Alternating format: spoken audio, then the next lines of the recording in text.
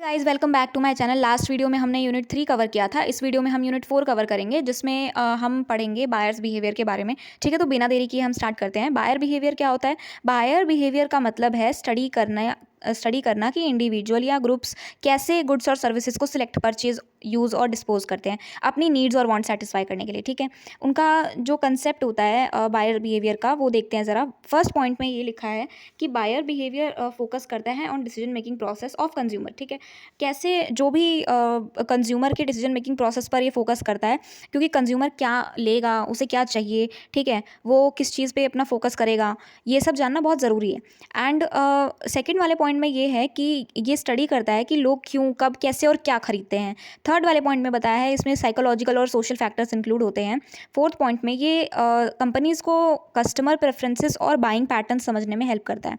ठीक है, अब गाइज अगर आपने बायर और कंज्यूमर दोनों के माइंडसेट को अगर समझ लिया, तो यहाँ पे आप मतलब आपको आसानी होगी हर चीज़ जानने में, और आपका जो एक तरह का पैटर्न है, जो बाइंग पैटर्न है, वो आप समझ सकते हैं। ठीक है, इसमें कैरेक्टरिस्टिक्स ऑफ बायर बिहेवियर के बारे में भी बताया है। फर्स्ट पॉइंट ये है कि डायनामिक होता है, टाइम के साथ साथ ये चेंज होता रहता है, क्योंकि हर एक चीज़ अनप्रडिक्टेबल है, फ्यूचर अनप्रडिक्टेबल है, इसलिए हर चीज़ यहाँ पे डायनामिक बताई गई है, क्योंकि कोई भी चीज़ स्टेबल नहीं होती, फ्लेक्सिबल होती है। सेकेंड पॉइंट में ये बताया है कि मल्टीपल फैक्टर से इन्फ्लुएंस होता है ये। थर्ड पॉइंट में हर पर्सन के लिए डिफरेंट होता है ये। फोर्थ पॉइंट में ये बताया है कि डिसीजन मेकिंग प्रोसेस कैसे इसमें इन्वॉल्व रहता है। फिफ्थ पॉइंट में ये बताया है कि प्रोडक्ट के अकॉर्डिंग सिंपल या कॉम्प्लेक्स हो सकता है। ठीक है, ये इसके 5 कैरेक्टरिस्टिक्स हैं जो कि बायर बिहेवियर के।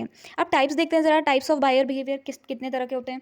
ठीक है, first is complex buying behaviour. Complex buying behaviour में क्या होता है? हाई इन्वॉल्वमेंट और ब्रांड्स में डिफरेंसेस ज़्यादा होते हैं इसमें। कस्टमर रिसर्च ज़्यादा करता है, और एग्जांपल कर सकते हैं जैसे कार खरीदना। ठीक है, आप कार खरीदोगे तो पहले आप ये देखोगे कि सबसे ज़्यादा कौन सी ऐसी कार है जिसका फीचर बहुत अच्छा है। ठीक है, कौन से उसका कौन सी कंपनी का मॉडल कैसा है, ठीक है, फीचर्स क्या क्या हैं, हर चीज़ आप देखोगे। ठीक है, एंड देन आप किसी नतीजे पे पहुंचोगे कि अच्छा ठीक है, मुझे अब ये परचेज़ करना चाहिए। उसका प्राइस देखोगे, ऑल्टरनेटिव्स ढूंढोगे कि ये नहीं तो ये वाला अच्छा रहेगा। ठीक है, तो आप हर चीज़ पे फोकस करेंगे, देन उसके बाद आप किसी नतीजे पे पहुंचेंगे कि मुझे अब खरीदना चाहिए। फाइनली फिर आप डिसाइड करते हैं खरीदने के लिए।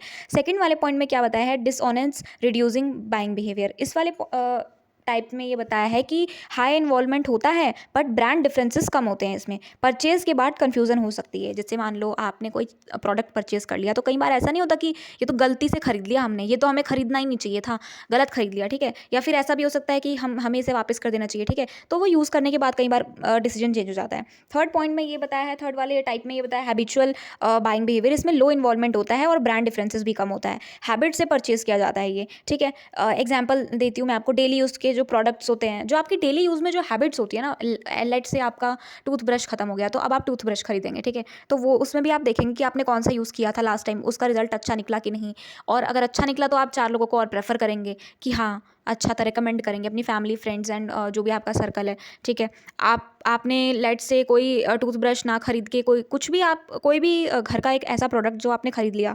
ठीक है, कॉम्ब खरीद लिया आपने, कॉम्ब भी आपको अच्छा नहीं लगा, आपने कोई और चेंज कर लिया। तो ये सब आप अपने हैबिचुअल के हिसाब से, डेली लाइफ में जो भी होता है उस हिसाब से आप खरीदते हैं।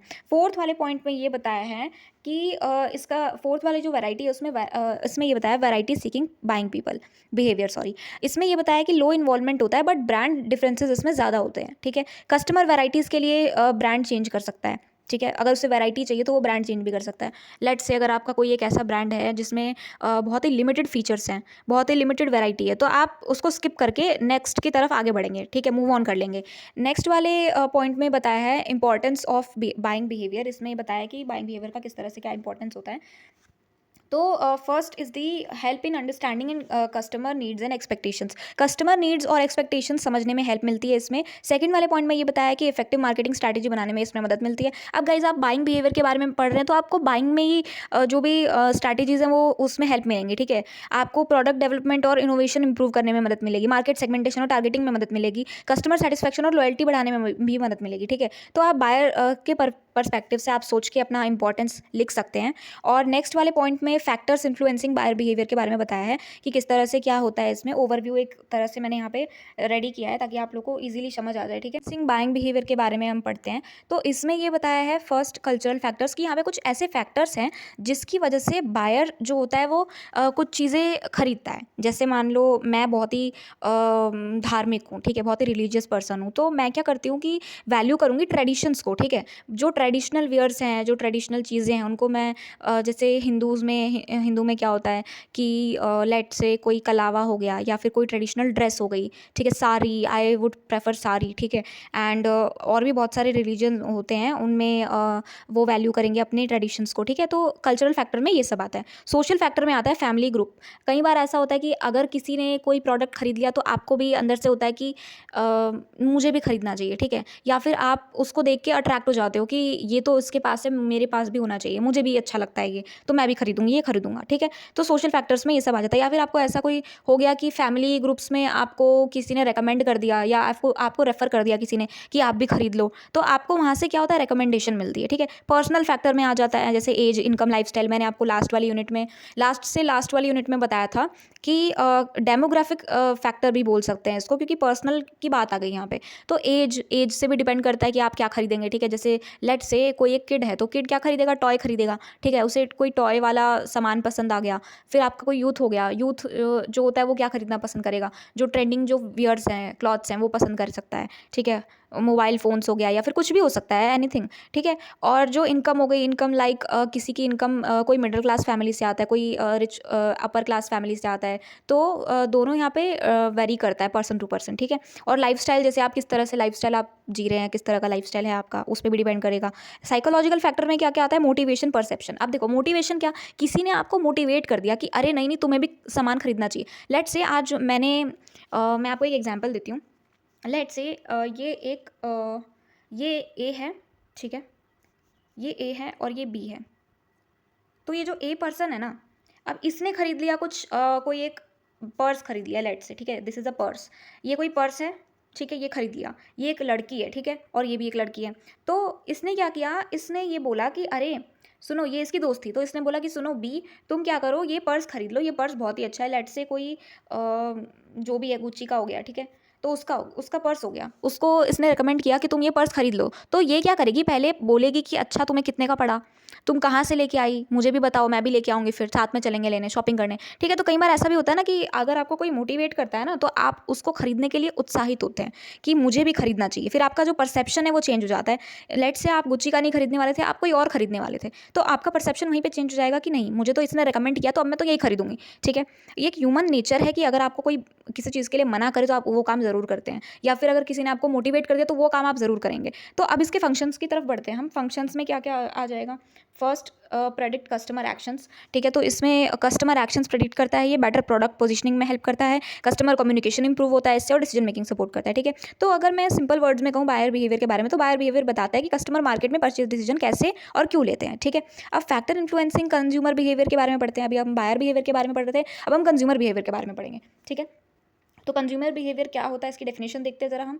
कंज्यूमर बिहेवियर ये वो इंटरनल और एक्सटर्नल फैक्टर्स होते हैं जो कंज्यूमर के बाइंग डिसीजंस को अफेक्ट करते हैं, ठीक है। यानी कि क्या खरीदते हैं, कब खरीदते हैं, कैसे खरीदते हैं, वो ये सब होता है, ठीक है। इस कंसेप्ट में ये बताया जाता है कंज्यूमर बिहेवियर रैंडमली नहीं होता, कंज्यूमर बिहेवियर रैंडम कभी नहीं होता, ये मल्टीपल फैक्टर्स से इन्फ्लुएंस होता है, ठीक है। अब ये कुछ ऐसे फैक्टर्स है जैसे कि प्रेफरेंसेस हो गया, टेस्ट एंड प्रेफरेंसेस सबकी अलग अलग होती हैं, ठीक है। It may vary from person to person, ठीक है। अब एटीट्यूड्स हो गया, बाइंग डिसीजंस हो गया। अब इसके कुछ मेन फैक्टर्स है जो इन्फ्लुएंस करते हैं कंज्यूमर बिहेवियर को, मैं वो बताती हूँ आपको, जो मैंने ऊपर आपको बताती है, थोड़ा डिटेल में मैं आपको बताऊंगी। फर्स्ट इज कल्चरल फैक्टर में जो मैंने आपको लास्ट में बताया कि culture is equals to values, beliefs, customs, traditions, ठीक है। कंज्यूमर बिहेवियर पर स्ट्रॉन्ग इंपैक्ट ये डालता है। अब जैसे सब कल्चर की अगर मैं बात करूँ तो सब कल्चर में क्या क्या आ जाएगा, छोटे ग्रुप्स जैसे religion, region, language, specific buying patterns को अफेक्ट करते हैं, ठीक है। इसमें वो सब चीज़ें आ जाएंगी। सोशल क्लास नेक्स्ट पॉइंट आ जाएगा। सोशल क्लास में अगर मैं बात करूँ तो उसमें क्या क्या बताया जाता है, सोशल में इनकम, एजुकेशन, ऑक्यूपेशन के बेसिस पर डिवीजन होता है, हर क्लास का कंजम्पशन पैटर्न डिफरेंट होता है, ठीक है। इसका इंपॉर्टेंस ये रहेगा कि कल्चरल प्रेफरेंसेस के अकॉर्डिंग प्रोडक्ट्स डिजाइन करने में हेल्प मिलती है। अब सेकंड वाला जो पॉइंट है सोशल फैक्टर, जिसमें ये भी बताया है कि जो कई बार ऐसा होता है कि दूसरे लोगों और ग्रुप्स के से इन्फ्लुएंस आते हैं, ठीक है। अब फैमिली सबसे इंपॉर्टेंट ग्रुप माना जाता है, बाइंग डिसीजंस पर ये स्ट्रॉन्ग इम्पैक्ट डालता है। रेफरेंस ग्रुप हो गया, फ्रेंड्स, कलीग्स, सेलिब्रिटीज़ हो गए, ठीक है। रोल्स एंड स्टेटस की अगर हम बात करें तो इसमें आ जाएगा आपका सोसाइटी में पोजीशन परचेजिंग को इफेक्ट करती है। इंपॉर्टेंस इसका ये रहेगा कि ग्रुप इन्फ्लुएंस समझने में हेल्प मिलती है इससे। और थर्ड वाला पॉइंट जो है इसमें बताया है personal factors like age and life cycle, occupation and income, lifestyle, personality, ये सब इसमें मैटर करता है। एज के साथ साथ नीड्स चेंज होती हैं, जैसे मैंने आपको लास्ट वाले में बताया, ठीक है। मैंने आपको बताया था कि किस तरह से परचेजिंग पावर डिसाइड करता है कि आपको क्या लेना है क्या नहीं लेना है, आप उस हिसाब से लेंगे सामान। लेट से आपका बजट 100 का था, ठीक है, आपको सामान कोई पसंद आ गया 90 का लेट से, ठीक है, तो आप उसको खरीदेंगे क्योंकि आपकी 10 की यहाँ पे सेविंग हो रही है, ठीक है। बट लेट से अगर आपको कोई पसंद आ गया प्रोडक्ट जो यहाँ पे आपकी परचेजिंग पावर 100 की है एंड आपको कोई 110 का पसंद आ गया, तो आप उसको क्या करेंगे, रिजेक्ट कर देंगे, ठीक है। आप लेंगे कोई ऐसा प्रोडक्ट जो या तो 100 का हो या तो 90 का हो, ठीक है, मतलब इससे नीचे का ही आप प्रेफर करेंगे, इससे ऊपर का आप प्रेफर नहीं करेंगे। अब नेक्स्ट वाले पॉइंट पे आ जाओ, पर्सनैलिटी में क्या होता है, इंडिविजुअल ट्रेड्स प्रेफरेंस को अफेक्ट करते हैं। इंपॉर्टेंस इसमें आ जाएगा डेमोग्राफिक्स और लाइफस्टाइल के बेसिस पर टारगेटिंग होती है। फोर्थ वाला पॉइंट इज साइकोलॉजिकल फैक्टर्स, ठीक है। साइकोलॉजिकल फैक्टर्स में क्या क्या आ जाएगा, इसमें होता है कि जो आपका इंटरनल मेंटल प्रोसेसेस होता है उससे भी इफेक्ट पड़ता है। मोटिवेशन हो गया, नीड सेटिस्फाई करने की इंटरनल ड्राइव हो गई, ठीक है। परसेप्शन में आ जाएगा, इन्फॉर्मेशन को कैसा समझा जा सकता है। लर्निंग में एक्सपीरियंस से बिहेवियर डेवलप होता है। बिलीव्स एंड एटीट्यूड्स आ जाएगा, प्रोडक्ट्स के बारे में ओपिनियन सबकी अलग अलग होती है, ठीक है। और इंपॉर्टेंस में इसमें आ जाएगा कि कंज्यूमर माइंडसेट और डिसीजन मेकिंग को इन्फ्लुएंस करता है। Importance of studying these factors, इसमें क्या क्या इंपॉर्टेंस है इसकी वो देख लेते हैं ज़रा, क्या क्या इसकी इंपॉर्टेंस है। First is helping in predicting consumer behaviour, ये कंज्यूमर बिहेवियर को प्रेडिक्ट करने में हेल्प करता है। मार्केटिंग स्ट्रैटेजीज इंप्रूव होती हैं इससे, बेटर प्रोडक्ट डिजाइन कर सकते हैं। कस्टमर की जो सेटिस्फैक्शन होती है वो बढ़ती है, कॉम्पिटिटिव एडवांटेज मिलता है इससे, ठीक है। अब अगर मैं सिंपल लैंग्वेज में बोलूँ कंज्यूमर बिहेवियर क्या है, तो कल्चरल, सोशल, पर्सनल और साइकोलॉजिकल फैक्टर से इन्फ्लुएंस होता है, ठीक है। अब आते हैं हम बाइंग सिचुएशन के ऊपर। बाइंग सिचुएशन क्या होता है, तो बाइंग सिचुएशन समझते हैं क्या होता है।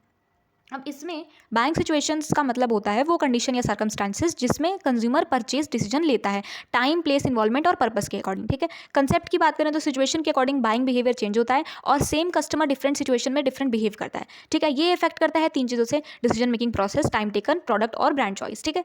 टाइप्स इसके देखो जरा क्या क्या होते हैं, types of buying situations. First is यहाँ पे आता है, first is routine buying decision, ठीक है। इसमें लो इन्वॉल्वमेंट होती है, फ्रीक्वेंटली होता है और ज़्यादा सोचना नहीं पड़ता, ठीक है। एग्जाम्पल सोप हो गया, ब्रेड हो गया। की पॉइंट्स इसमें अगर यही देखा जाए तो यही होगा कि हैबिट बेस्ड डिसीजन इसमें लिए जाते हैं, ठीक है। रूटीन, अब देखो गाइस नाम से ही पता चल रहा है कि रूटीन, ठीक है, जो आपका रूटीन होता है डेली का, उससे ही आप चीज़ें प्रेफर करते हैं। Next is limited decision making situation. इसमें क्या होता है, लिमिटेड में क्या होता है, आपका जो मॉडरेट इन्वॉल्वमेंट होएगा, ठीक है, और आपके फ्यू ऑप्शंस कंपेयर करेगा ये, और थोड़ी रिसर्च होती है इसमें, ठीक है। एग्जांपल्स क्लॉथ्स हो गया, स्मॉल इलेक्ट्रॉनिक्स हो गया, थोड़ा थिंकिंग रिक्वायर्ड होता है इसमें बट सिंपल होता है, ठीक है। नेक्स्ट वाले पॉइंट में अगर हम आ जाएँ तो ये है यहाँ पे हमारा एक्सटेंसिव डिसीजन मेकिंग सिचुएशन, ठीक है। अब इसमें क्या होता है, हाई इन्वॉल्वमेंट परचेज होता है इसमें, ठीक है। हाई इन्वॉल्वमेंट परचेज किया जाता है, कस्टमर ज़्यादा टाइम और एफर्ट लगाता है, डिटेल कंपैरिजन और रिसर्च होती है इसमें, ठीक है। एग्जांपल कार हो गया, हाउस हो गया, एक्सपेंसिव गैजेट्स, क्योंकि ये बहुत एक्सपेंसिव है, ठीक है, क्योंकि इसमें रिस्क हाई होता है, इसलिए डिसीजन भी केयरफुली लिया जाता है, ठीक है। फोर्थ वाला पॉइंट जो है इम्पल्स बाइंग सिचुएशन। अब इसमें क्या होता है, इसका जो परचेज होता है वो अनप्लान्ड होता है, ठीक है। सडनली डिसीजन लिया जाता है इसमें बिना सोच विचार के। एग्जाम्पल चेकआउट पर चॉकलेट्स या स्नैक्स लेना, ठीक है। इमोशंस या अट्रैक्टिव डिस्प्ले से ट्रिगर होता है इसमें। फिफ्थ वाले पॉइंट में क्या बताया है, इमरजेंसी बाइंग सिचुएशन। इसमें क्या होता है, ये इमरजेंसी के लिए होता है, कई बार ऐसी इमरजेंसी पड़ जाती है कि आपको खरीदना पड़ जाता है। लेट से बीमारी में मेडिसिन लेना, ठीक है, स्पीड इवैल्यूएशन से ज़्यादा इंपॉर्टेंट होता है। तो ये सब पॉइंट्स होते हैं। फैक्टर्स अफेक्टिंग बाइंग सिचुएशन में क्या क्या पॉइंट्स थे, तो first point is time available for decision. Decision के लिए अवेलेबल टाइम होना चाहिए और नीड की अर्जेंसी होनी चाहिए, ठीक है, आपको ज़रूरत है उस चीज़ की तभी आप खरीदेंगे। इन्वॉल्वमेंट लेवल होना चाहिए, फाइनेंशियल कंडीशन होनी चाहिए, आपकी ऑल्टरनेटिव्स की अवेलेबिलिटी होनी चाहिए। तो ये तो बात मैं आपको शुरू से बोलती आ रही हूँ कि ऑल्टरनेटिव्स भी होना चाहिए। नेक्स्ट पॉइंट है importance of buying situation. Importance क्या है, क्यों, क्या इसका क्या क्या ज़रूरत है इसकी, क्यों हम कर रहे हैं। मार्केटर्स को डिफरेंट सिचुएशंस के लिए स्ट्रैटेजीज बनाने में हेल्प करता है, ठीक है। अगर आपने ये जान लिया तो आपको इन चीज़ों में मदद मिल सकती है। कस्टमर एक्सपीरियंस इंप्रूव होता है इससे, परचेज डिसीजन को इन्फ्लुएंस करता है ये, और प्रोडक्ट प्लेसमेंट और प्रमोशन में यूजफुल होता है, ठीक है। अब बाइंग सिचुएशन के बारे में अगर मैं सिंपली बताऊं तो बाइंग सिचुएशन डिसाइड करता है कि कस्टमर कितना टाइम और एफर्ट लगाएगा परचेज से पहले, ठीक है। स्टेप बाय स्टेप प्रोसेस है जिसमें कंज्यूमर नीड आइडेंटिफाई करता है, इन्फॉर्मेशन सर्च करता है, ऑल्टरनेटिव इवैल्यूएट करता है और परचेज करता है, और बाद में फिर प्रोडक्ट इवैल्यूएट करता है, ठीक है। तो देखते हैं Buying decision process refers to the step-by-step process through which a consumer identifies a need, search for information, evaluate alternatives, makes a purchase and evaluates the product after purchase. ठीक है, इसका कंसेप्ट ये कहता है कि ये एक सिस्टमैटिक और लॉजिकल प्रोसेस है. हर परचेज में सब स्टेप्स फॉलो नहीं होते, इन्वॉल्वमेंट पर डिपेंड करता है. ठीक है, मार्केटर्स को डिसीजन समझने में हेल्प करता है ये स्टेप्स. अगर हम देखें बाइंग डिसीजन प्रोसेस में तो क्या क्या है. पहला है नीड रिकॉग्निशन. ठीक है, नीड रिकॉग्निशन में क्या होता है, ये जब कंज्यूमर नीड या प्रॉब्लम आइडेंटिफाई करता है कि उसे किस चीज़ की नीड है या कोई प्रॉब्लम है, तभी वो क्या करता है, उसको ट्रिगर हो सकता है प्रॉब्लम. एंड फर्स्ट इसमें क्या क्या आ जाता है, इंटरनल फैक्टर. पहला आता है हंगर, डिज़ायर हो गया. सेकंड आ गया एक्सटर्नल फैक्टर, एड्स, इन्फ्लुएंस. ठीक है, या फिर उसने किसी एड्स से देख लिया, किसी चीज़ से इंस्पायर हो गया, किसी चीज़ से वो मोटिवेट हो गया. ठीक है, उस नीड ने उसको मोटिवेट कर दिया प्रोडक्ट खरीदने के लिए. ठीक है, तो इसका की पॉइंट यही रहेगा कि नीड के बिना परचेज स्टार्ट नहीं होता. नीड ज़रूरी है. ठीक है, नीड ज़रूरी है, या फिर ऐसा हो सकता है कि वो मोटिवेट हो गया किसी चीज़ से. अगर नीड नहीं है तो सेकेंडली मोटिवेशन होगा. ठीक है, या तो कोई मोटिवेशन ही होगा, तभी उसको ज़रूरत पड़ी है खरीदने की. Second is the information search. इसमें क्या होता है, कंज्यूमर इन्फॉर्मेशन कलेक्ट करता है पहले. अगर उसको नीड ज़रूरत मिल गई, किसी चीज़ की ज़रूरत हो गई, तो वो पहले फिर इन्फॉर्मेशन सर्च करेगा कि उसे किस चीज़ की नीड है और उसमें क्या क्या सामान है जो उसे चाहिए. ठीक है, अब सोर्सेज वो कहाँ कहाँ से इन्फॉर्मेशन कलेक्ट करेगा, पर्सनल यानी कि फ्रेंड्स फैमिली से, कमर्शियल यानी एड्स सेल्स पर पीपल से, थर्ड पब्लिक हो गया रिव्यूज़ इंटरनेट से. ठीक है, ज़्यादा इन्वॉल्वमेंट होगा तो ज़्यादा सर्च होगा. अब थर्ड पॉइंट है इवैल्यूएशन ऑफ ऑल्टरनेटिव्स. अब देखो गाइस, ये वाला जो पॉइंट है तो सबको पता है कि हम ह्यूमन नेचर ही जानते हैं कि अगर हमें एक पसंद आ गया कोई ब्रांड, तो हम ज़रूरी तो है नहीं कि हम उसी को खरीदते हैं, हम पहले कंपेयर करते हैं. ठीक है, डिफरेंट प्रोडक्ट्स या ब्रांड्स से पहले कंपेयर करते हैं. उसके कुछ फैक्टर्स हम कैसे कैसे कंपेयर करते हैं, प्राइस देखते हैं, क्वालिटी देखते हैं, फीचर्स देखते हैं, ब्रांड इमेज देखते हैं. ठीक है, बेस्ट ऑप्शन सिलेक्ट करने में हेल्प होती है इसमें. एंड फोर्थ वाले पॉइंट में परचेज डिसीजन बताया है, जिसमें क्या होता है कि फाइनल डिसीजन लेके प्रोडक्ट बाय करता है एक ह्यूमन. ठीक है, इन्फ्लुएंस हो सकता है किस किस चीज़ से. फर्स्ट है डिस्काउंट, अवेलेबिलिटी. थर्ड आ गया दूसरों की ओपिनियन. ठीक है, एक्चुअल बाइंग स्टेज होती है ये. फिफ्थ वाला जो पॉइंट है इसमें बताया है पोस्ट परचेज बिहेवियर, जिसमें क्या होता है, परचेज के बाद सेटिस्फैक्शन इवैल्यूएशन करता है. ठीक है, कंज्यूमर. इसमें क्या होता है कि मान लो सेटिस्फैक्शन हो गया तो वो रिपीट परचेज करेगा, लॉयल रहेगा. डिससेटिस्फैक्शन हुआ तो नेगेटिव फीडबैक करेगा और कंप्लेंट करेगा. लॉन्ग टर्म रिलेशनशिप के लिए ये बहुत इंपॉर्टेंट है पोस्ट परचेज बिहेवियर वाला जो स्टेप है.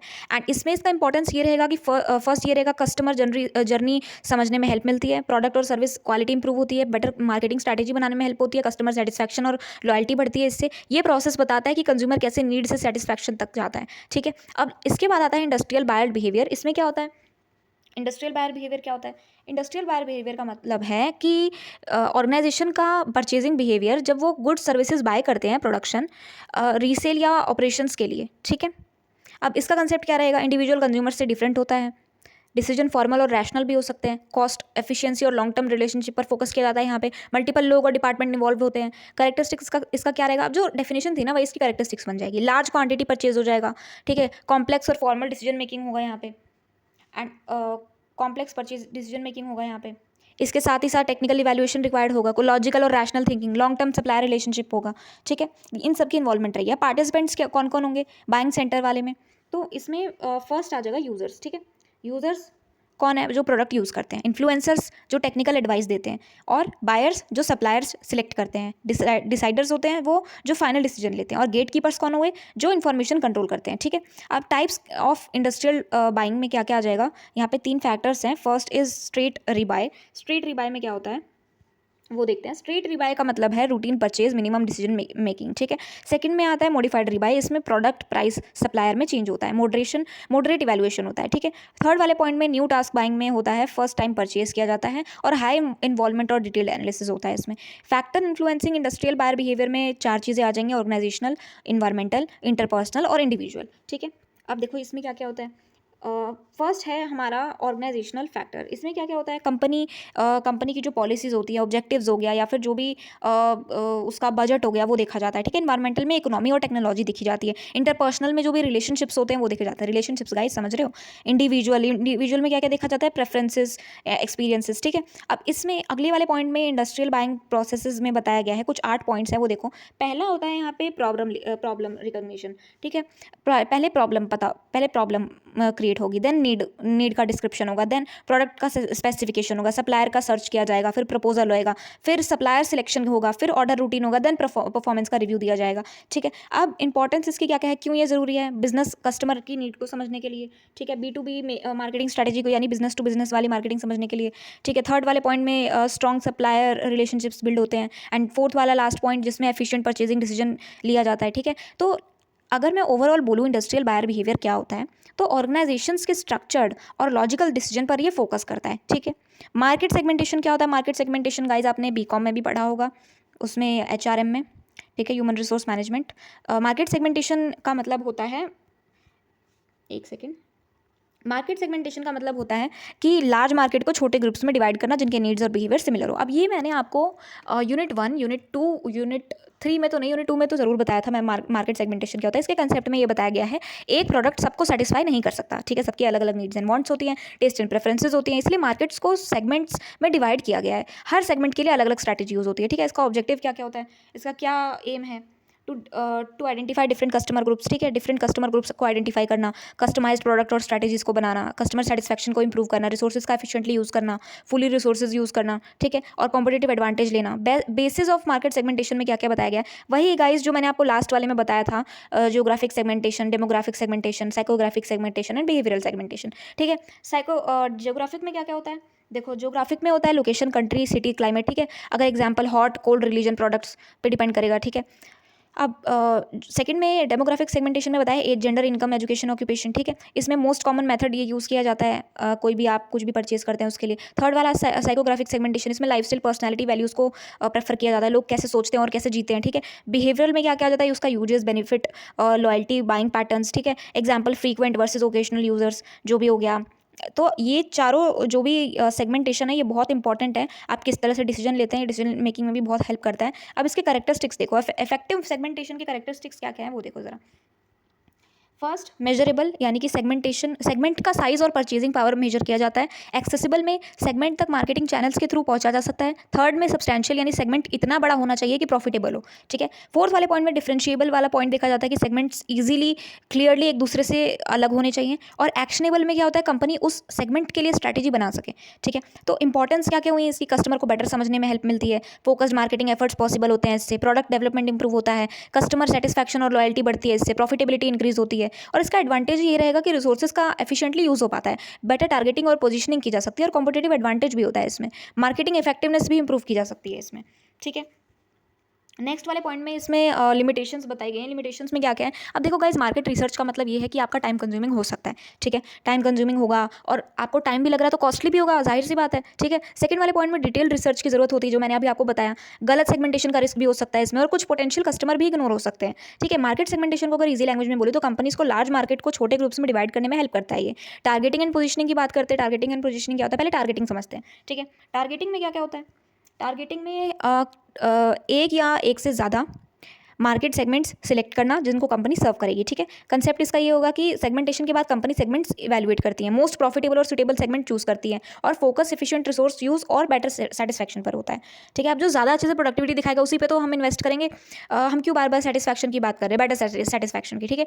तो नेक्स्ट वाले पॉइंट में factors for selecting target market की बात की गई है। यहाँ पे 4 फैक्टर्स हैं, सेगमेंट का साइज और growth, second is profitability, third is competition level, और फोर्थ इज कंपनी रिसोर्सेज और कैपेबिलिटीज, ठीक है। टारगेट स्ट्रैटेजीज अगर जिसको समझ में ना आया हो, पहले सेगमेंट का साइज और ग्रोथ देखा जाएगा कि वो कर रहा है कि नहीं, फिर प्रॉफिट देखा जाएगा कि प्रॉफिट आ रहा है कि नहीं, कंपटीशन लेवल देखा जाएगा कि ये मार्केट में टिक पाएगा कि नहीं, कंपनी रिसोर्सेज और कैपेबिलिटीज भी देखी जाएंगी कि ये रिसोर्सेज का सही यूज़ कर रहा है, फुली यूटिलाइजेशन ऑफ रिसोर्सेज हो रहा है या नहीं हो रहा है, यहाँ पे कैपेबिलिटीज़ है, मार्केट में उतरने लायक है कि नहीं, ठीक है। तो ये सब देखा जाता है। टारगेट स्ट्रैटेजीज के बारे में अगर बात करें तो ये क्या होता है, पहला आता है अनडिफरेंशिएटेड मार्केटिंग, मास मार्केटिंग भी जिसको हम बोल सकते हैं, ठीक है।